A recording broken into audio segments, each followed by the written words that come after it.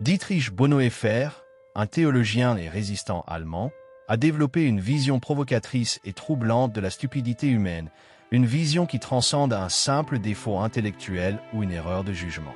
Pour Bonhoeffer, la stupidité n'est pas seulement une faiblesse, mais une force sociale profonde et destructrice, paradoxalement bien plus dangereuse que le mal lui-même. Il soutient que la stupidité est une forme de résistance à la pensée critique, un refus actif de réfléchir aux actions, aux idées et à leurs conséquences. Contrairement au mal, qui peut être confronté et contenu par la raison, la stupidité est imperméable à l'engagement intellectuel. Elle résiste à la prise de conscience, à l'autocorrection et à la capacité de changer. La vision de Bonhoeffer met en lumière la distinction cruciale entre l'ignorance et la stupidité. Alors que l'ignorance peut découler d'un manque de connaissances, la stupidité est une condition plus profonde et plus enracinée, un refus ou une incapacité à embrasser de nouvelles idées, faits ou points de vue. Les individus stupides ne manquent pas simplement de connaissances, ils rejettent activement la possibilité d'apprendre ou d'évoluer dans leur perspective. Ils s'accrochent souvent à leurs croyances non examinées et rejettent les défis intellectuels qui pourraient les forcer à affronter des vérités inconfortables. En conséquence, la stupidité n'est pas simplement une absence de pensée, mais un refus de penser de manière critique, ce qui en fait une force insidieuse et auto-entretenue. En ce sens, la stupidité est bien plus dangereuse que l'ignorance, car elle ferme la porte à la croissance et à la compréhension. Cet état d'esprit dangereux trouve son expression la plus terrifiante dans le contexte historique des régimes autoritaires, en particulier lors de la montée du nazisme. Bonhoeffer a été témoin de la manière dont la complaisance passive des citoyens ordinaires est devenue un élément central du succès du régime. Le refus de penser de manière critique ou de remettre en question l'autorité a permis au régime nazi de commettre des atrocités à une échelle inimaginable. Ce qui a rendu cette complaisance si destructrice, ce n'est pas la présence d'une malice active, mais plutôt l'absence de résistance de la part d'individus devenus insensibles à l'enquête morale et intellectuelle. Les personnes stupides, poussées par une passivité profondément enracinée, se sont laissées emporter par l'idéologie du régime, acceptant ces récits simplistes et dangereux sans poser de questions. La relation entre le pouvoir et la stupidité est un autre aspect clé de la théorie de Bonhoeffer. Lorsque les gens accèdent à des positions de pouvoir, ils deviennent souvent moins enclins à s'engager dans la pensée critique. Les structures du pouvoir renforcent cela en récompensant la conformité et en punissant la pensée indépendante. Ceux qui détiennent le pouvoir s'entourent souvent de conseillers et de systèmes qui confirment leurs préjugés, créant une boucle de rétroaction de l'ignorance difficile à briser. En conséquence, les puissants peuvent devenir moins conscients d'eux-mêmes, plus résistants aux points de vue alternatifs et plus enclins à obéir sans poser de questions à l'autorité. Cette dynamique crée un environnement où les décisions sont prises sur la base de l'irrationalité ou de l'incompétence plutôt que de la délibération rationnelle. La stupidité, dans ce contexte, devient un outil puissant pour la perpétuation de l'oppression et de l'injustice. Le véritable danger ne réside pas dans la malveillance de ceux qui détiennent le pouvoir, mais dans leur incapacité ou leur refus de s'engager dans la complexité, de remettre en question leurs propres actions ou de défier le statu quo. Le paradoxe de Bonhoeffer révèle ainsi une vérité sombre. Ceux qui sont stupides, et surtout ceux qui occupent des positions d'autorité, peuvent être bien plus dangereux que ceux qui agissent par malice ou intention malveillante. Leur obéissance irréfléchie à l'autorité, leur refus de remettre en question et leur résistance à la croissance intellectuelle en font des agents puissants de destruction sociale et politique. Dans un monde où la pensée critique et l'autoréflexion sont de plus en plus dévalorisées, les idées de Bonhoeffer servent d'avertissement sévère sur le pouvoir corrosif de la stupidité et les conséquences profondes qu'elle peut avoir pour la société dans son ensemble. Hannah Arendt, une théoricienne politique germano-américaine, a développé les idées de Bonhoeffer sur la stupidité en introduisant le concept de la banalité du mal. Pour Arendt, le plus grand mal dans la société moderne ne vient pas nécessairement des individus les plus malveillants ou monstrueux, mais plutôt de la banalité de ceux qui commettent des actes horribles sans réfléchir profondément à leurs conséquences. Ce concept, introduit dans son analyse d'Adolf Eichmann lors du procès de Nuremberg, déplace l'attention de la malice intrinsèque d'une personne vers la capacité alarmante des gens ordinaires à devenir des agents du mal à travers une obéissance irréfléchie et un manque d'engagement critique. Arendt a soutenu qu'Eichmann, un architecte clé de l'Holocauste, n'était pas un homme particulièrement malveillant. Au contraire, c'était un bureaucrate qui manquait de capacité de réflexion morale et qui se contentait de suivre les ordres sans considérer le coût humain. La banalité de ses actions ne le rendait pas moins responsable, mais montrait plutôt que le mal dans le monde moderne peut prospérer non seulement entre les mains d'individus dérangés, mais aussi entre les mains de ceux qui échouent simplement à penser de manière critique à leur rôle dans des systèmes plus larges. Le concept d'Arendt est profondément lié à la théorie de la stupidité de Bonhoeffer, car il souligne le danger de la passivité et de la conformité chez les individus. L'état d'esprit d'Eichmann illustre une sorte d'obéissance irréfléchie alimentée par la stupidité plutôt que par une intention malveillante. Il n'agissait pas par désir de nuire, mais par une adhésion irréfléchie à l'autorité. L'échec d'Eichmann à remettre en question ses actions ou à réfléchir à leurs implications démontre la profondeur de la paralysie intellectuelle et morale qui peut résulter d'un refus de s'engager dans la pensée critique. Cette passivité intellectuelle, ou stupidité, a permis à Eichmann de devenir une figure clé de l'un des régimes les plus horribles de l'histoire. La nature banale de la stupidité dans ce contexte ne se limite pas à Eichmann seul. Arendt suggère que les sociétés modernes sont particulièrement vulnérables à ce genre d'irréflexion en raison des pressions écrasantes pour se conformer et obéir à l'autorité. Les régimes totalitaires, en particulier, exploitent cette inertie psychologique et intellectuelle.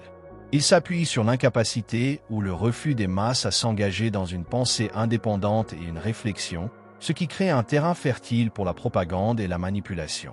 En contrôlant le flux d'informations et en réduisant les problèmes complexes à des récits binaires simples, ces régimes peuvent efficacement cultiver une population qui accepte leurs actions sans poser de questions. Ce processus transforme les citoyens ordinaires en instruments de tyrannie, non pas par leur malice, mais par leur passivité intellectuelle et leur échec à examiner de manière critique le monde qui les entoure. La théorie d'Arendt met en lumière comment la stupidité, lorsqu'elle est institutionnalisée sous forme d'obéissance aveugle et de pensée non critique, peut perpétuer des systèmes oppressifs. Le refus de l'individu de remettre en question l'autorité de l'État, le mépris de la responsabilité morale et l'échec à reconnaître les conséquences plus larges de ses actions sont tous des caractéristiques du genre de pensée qui permet à la tyrannie de prospérer. L'idée d'Arendt est un appel à l'action pour que nous résistions aux pressions de la conformité, évitions de tomber dans le piège de l'irréflexion et remettions en question les systèmes de pouvoir qui façonnent nos vies. Elle sert de rappel que le mal prospère souvent en l'absence de réflexion réfléchie et que notre capacité de jugement moral dépend de notre capacité à penser de manière critique sur le monde et notre place dans celui-ci. Dans la société moderne, la banalité de la stupidité continue de se manifester sous forme d'acceptation passive d'idéologies et de politiques oppressives. Que ce soit sur le lieu de travail, dans l'arène politique ou face à la justice sociale, nous voyons souvent des individus suivre aveuglément des ordres ou adopter des visions du monde simpliste sans comprendre les implications plus larges. Cette paresse intellectuelle, qui se déguise souvent en loyauté ou en patriotisme, reste l'une des menaces les plus puissantes aux valeurs démocratiques et aux droits de l'homme. Le véritable défi est de réveiller les individus de cette torpeur intellectuelle, d'encourager la pensée indépendante et de s'assurer que les mécanismes du pouvoir sont tenus responsables d'un examen critique et moral.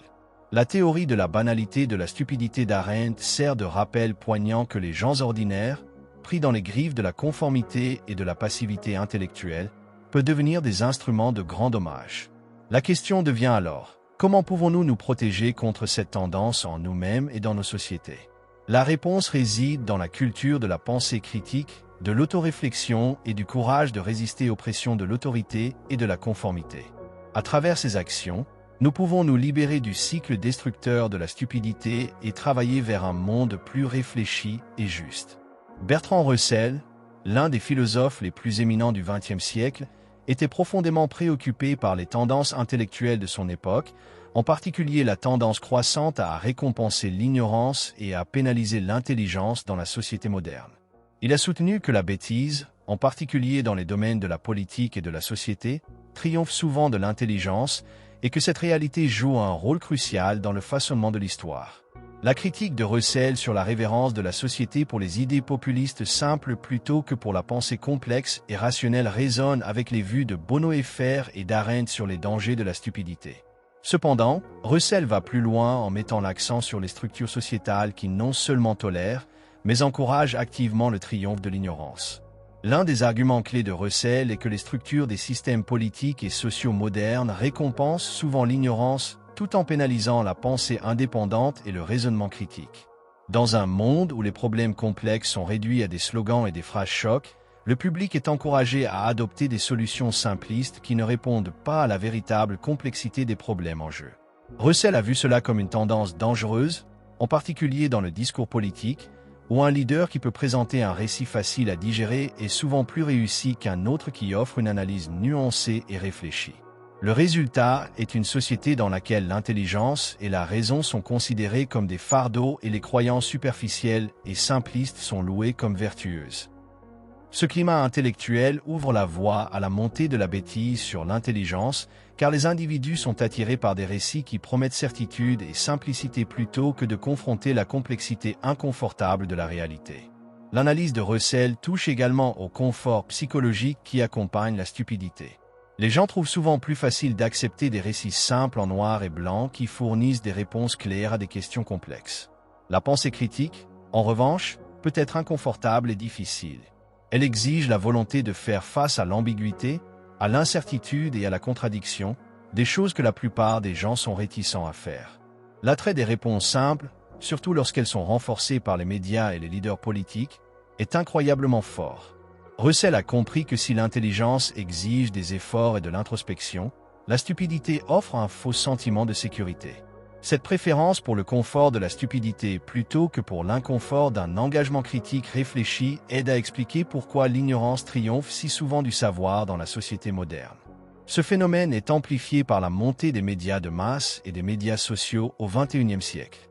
Les observations de Russell, bien que faites au milieu du XXe siècle, résonnent profondément avec le paysage médiatique d'aujourd'hui, où la désinformation et la simplification excessive règnent en maître. À l'ère numérique, la diffusion rapide des idées à travers les plateformes de médias sociaux a créé des chambres d'écho où les gens ne sont exposés qu'à des informations qui renforcent leurs croyances existantes. Cela contribue à la création de bulles idéologiques où la pensée critique est remplacée par la pensée de groupe. La propagation de la désinformation et le bombardement constant de phrases chocs rendent plus difficile pour les individus de penser de manière critique à des problèmes complexes.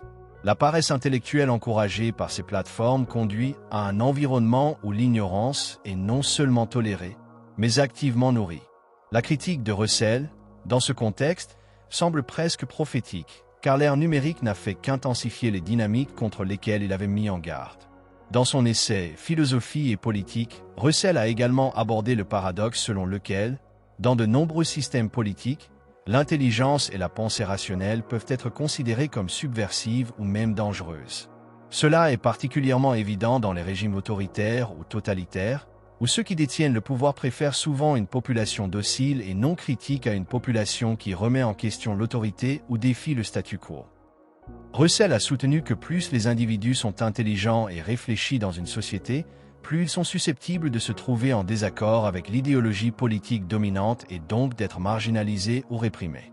Cela crée un cycle dans lequel l'intelligence est non seulement dévalorisée, mais activement réprimée, laissant le champ libre à la bêtise pour prospérer. Comme dans l'analyse de Bono et Fer sur le lien entre la stupidité et l'autoritarisme, Russell met en lumière le rôle central que joue la passivité intellectuelle dans la persistance des systèmes oppressifs. La critique de Russell sur le triomphe de la bêtise sur l'intelligence sert d'avertissement puissant. Le processus de récompense de l'ignorance et de sabre de la pensée critique n'est pas un phénomène passif. Il est activement promu à travers les structures politiques, sociales et médiatiques. Les conséquences de cette tendance sont vastes.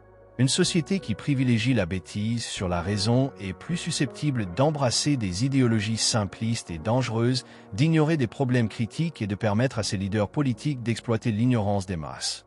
Les idées de Russell nous obligent à réfléchir à la manière dont notre propre société pourrait nourrir une préférence pour la bêtise et à nous demander si nous sommes prêts à affronter l'inconfort de l'intelligence afin de résister au pouvoir destructeur de la stupidité. À travers l'éducation, la curiosité intellectuelle et un engagement envers la pensée critique, nous pouvons commencer à inverser la tendance dangereuse que Russell a si éloquemment décrite et créer une société où l'intelligence, et non l'ignorance, est célébrée et récompensée. La stupidité, à bien des égards, n'est pas seulement un échec individuel, mais un phénomène social contagieux. Les idées, en particulier celles qui sont irrationnelles, se propagent rapidement à travers les sociétés, gagnant souvent en force et en soutien simplement par la répétition et le renforcement social. Cette contagion de la stupidité est particulièrement dangereuse car elle érode la pensée indépendante et la réflexion critique à un niveau collectif. Le processus par lequel les croyances irrationnelles et les idées simplistes deviennent répandues n'est pas accidentel. Il est le résultat de dynamiques psychologiques et sociales complexes qui encouragent la conformité, découragent la dissidence et créent des environnements où l'irréflexion prospère. De la propagande à la pression des pairs, les structures sociales qui facilitent la stupidité sont puissantes et profondément enracinées dans le tissu de la société. La propagation rapide des idées, en particulier celles qui ne sont pas fondées sur des preuves ou la raison, est grandement facilitée par les mécanismes des médias de masse et des médias sociaux dans le monde moderne. L'information circule à un rythme sans précédent et tout n'est pas fiable ou réfléchi.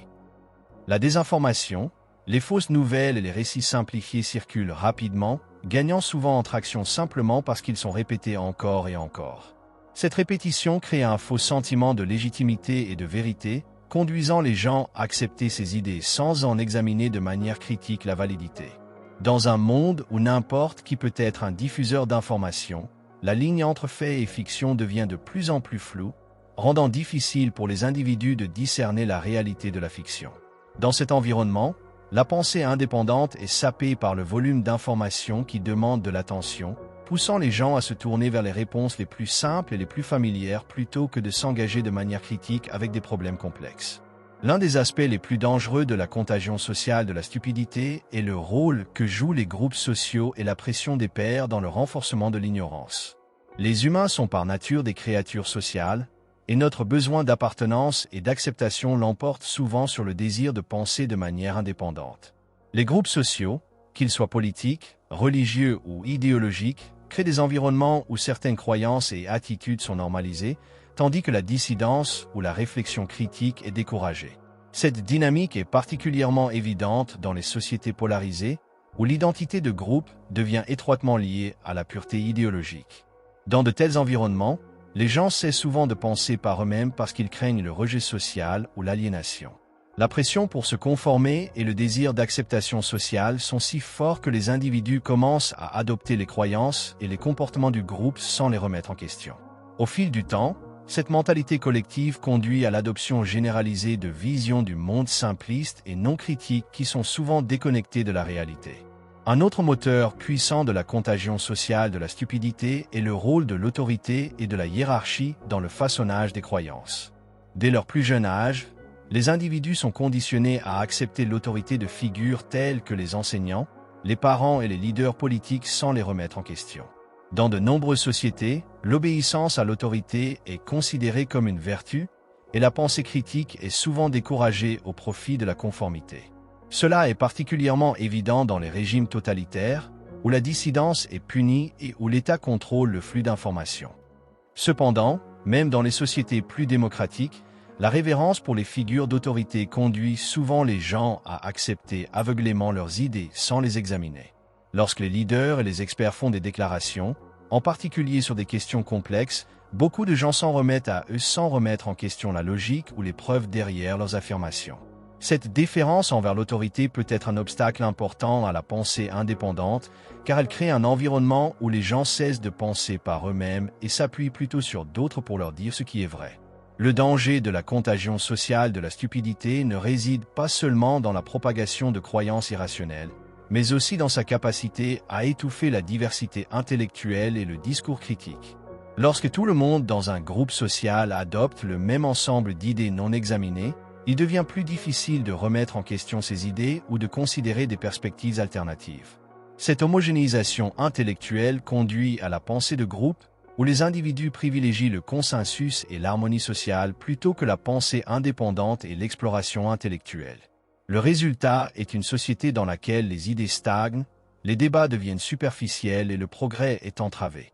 Dans un tel environnement, la paresse intellectuelle devient la norme, et ceux qui osent penser de manière critique ou remettre en question le statu quo sont souvent ostracisés ou marginalisés. Échapper à la contagion sociale de la stupidité nécessite un effort conscient pour résister à la conformité et cultiver la pensée indépendante. L'une des stratégies les plus importantes pour y parvenir est de développer un état d'esprit qui valorise le questionnement, la curiosité et le scepticisme. Plutôt que d'accepter les idées à leur valeur nominale, les individus doivent apprendre à interroger les informations qu'ils rencontrent et à poser des questions difficiles sur leurs sources, leur logique et leurs preuves.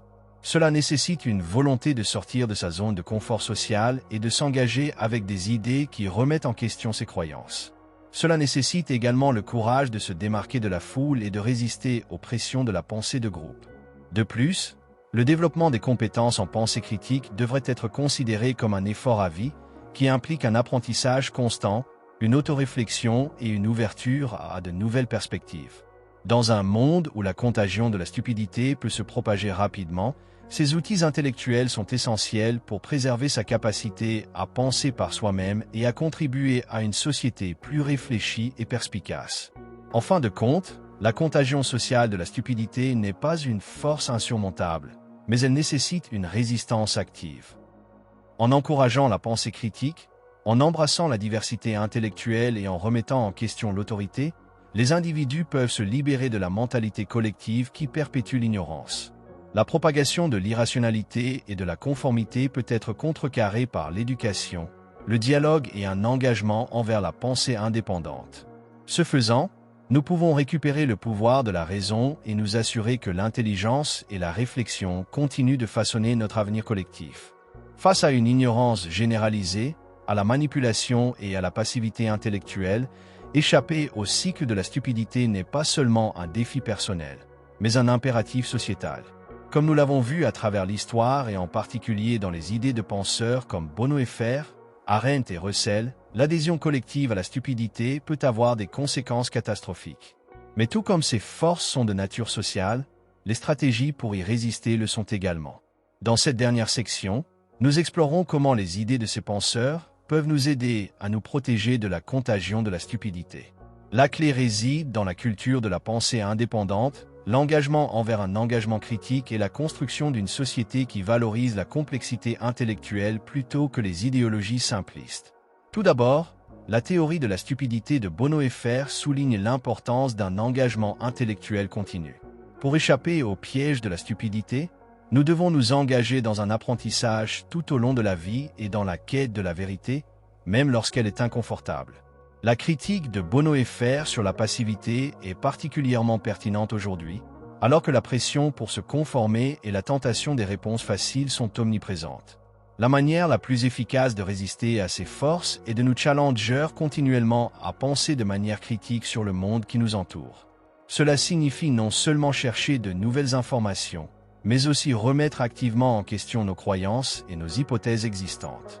La véritable croissance intellectuelle exige de l'humilité et la capacité d'accepter que nous pourrions avoir tort. À une époque où les gens cherchent souvent uniquement des informations qui renforcent leur vision du monde, le courage d'embrasser la complexité et de considérer des perspectives opposées est plus crucial que jamais. L'idée d'Arendt sur la banalité du mal offre une autre leçon importante pour échapper au cycle de la stupidité: le besoin de réflexion morale et intellectuelle. Arendt a démontré que l'un des plus grands dangers de la société moderne est la volonté des gens ordinaires à abdiquer leurs responsabilités morales et leur autonomie intellectuelle face à l'autorité. Pour briser ce cycle, nous devons rejeter l'obéissance passive et embrasser notre rôle en tant qu'agents moraux actifs dans le monde. Cela signifie développer la capacité de remettre en question l'autorité, de s'engager avec des idées difficiles et de prendre la responsabilité de nos actions. Comme l'a soutenu Arendt, l'irréflexion n'est pas seulement un échec personnel, mais un échec sociétal. Par conséquent, nous devons faire de notre devoir collectif de résister à l'irréflexion et de favoriser des espaces où la pensée critique indépendante peut prospérer. La critique de Bertrand Russell sur le triomphe de la bêtise sur l'intelligence nous appelle à reconnaître les systèmes et les structures qui promeuvent activement l'ignorance. Dans de nombreuses sociétés modernes, l'intelligence est dévalorisée et la stupidité est récompensée, en particulier dans le domaine de la politique. Pour nous protéger de l'influence de la stupidité, nous devons reconnaître les forces intellectuelles qui façonnent notre monde et être vigilants face aux médias, aux idéologies politiques et aux structures sociales qui perpétuent une pensée simpliste et réductrice. Russell croyait que la société récompense souvent la conformité et punit la dissidence, en particulier lorsqu'il s'agit de problèmes complexes et difficiles. Pour échapper au cycle de la stupidité, nous devons cultiver le courage de remettre en question les récits dominants et de pousser contre les forces qui cherchent à réduire des problèmes complexes à des slogans et des phrases chocs. S'engager avec le monde de manière critique, plutôt que d'absorber passivement tout ce qui nous est présenté, est la première étape vers la liberté intellectuelle. Les médias, en particulier les médias sociaux, sont l'un des principaux moteurs de la contagion de la stupidité dans la société contemporaine. C'est là que les idées sont simplifiées, déformées et rapidement diffusées.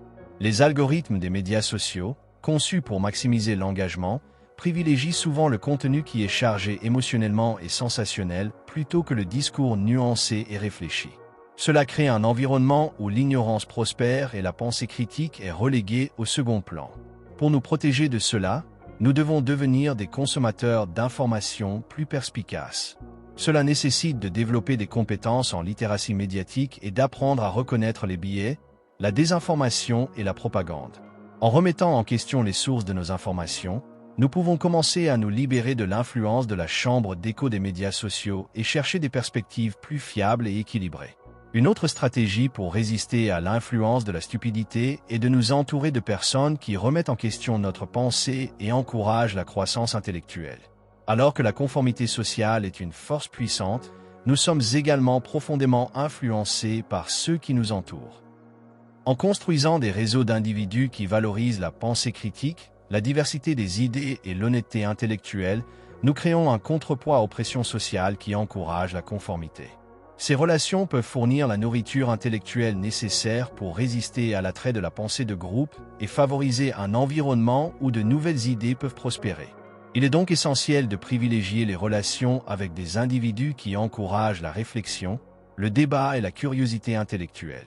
En outre, favoriser une culture de l'humilité intellectuelle est essentiel pour échapper au cycle de la stupidité. L'humilité dans la pensée nous permet de reconnaître que notre connaissance est toujours limitée et que nous avons beaucoup à apprendre. Elle nous libère de l'arrogance intellectuelle qui accompagne souvent la certitude et nous invite à nous engager avec le monde de manière plus ouverte et curieuse. Dans une société où les gens ressentent souvent la pression de paraître confiants et sûrs de leurs opinions, l'humilité intellectuelle est une qualité rare mais précieuse.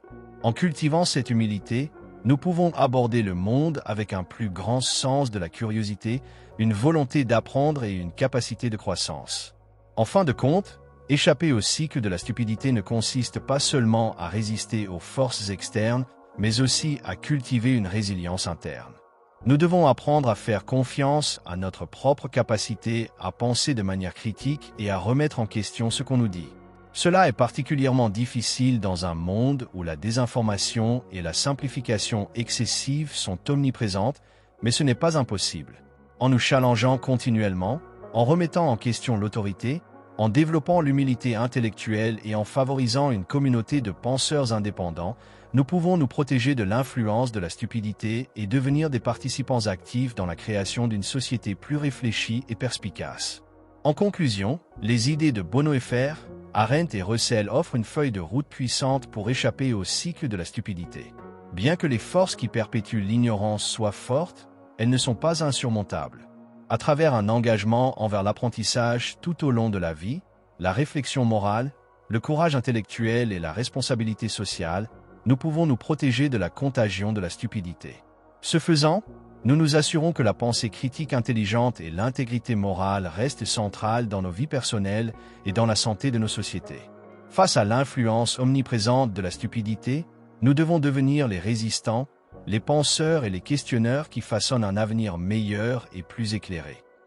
Comme nous l'avons exploré tout au long de cette vidéo, l'influence de la stupidité dans notre société est une force puissante et dangereuse, une force qui peut façonner les paysages politiques, les dynamiques sociales et même nos croyances personnelles. Mais en comprenant les mécanismes qui la sous-tendent et en adoptant les leçons de penseurs comme Bonhoeffer, Arendt et Russell, nous pouvons nous protéger de tomber dans le piège de la passivité intellectuelle. C'est à chacun de nous de cultiver la pensée critique, de résister aux pressions de la conformité et de nous engager dans un apprentissage tout au long de la vie afin de briser le cycle de la stupidité. Si vous avez trouvé cette discussion perspicace et que vous souhaitez approfondir ces idées complexes, n'oubliez pas de cliquer sur le bouton j'aime et de vous abonner.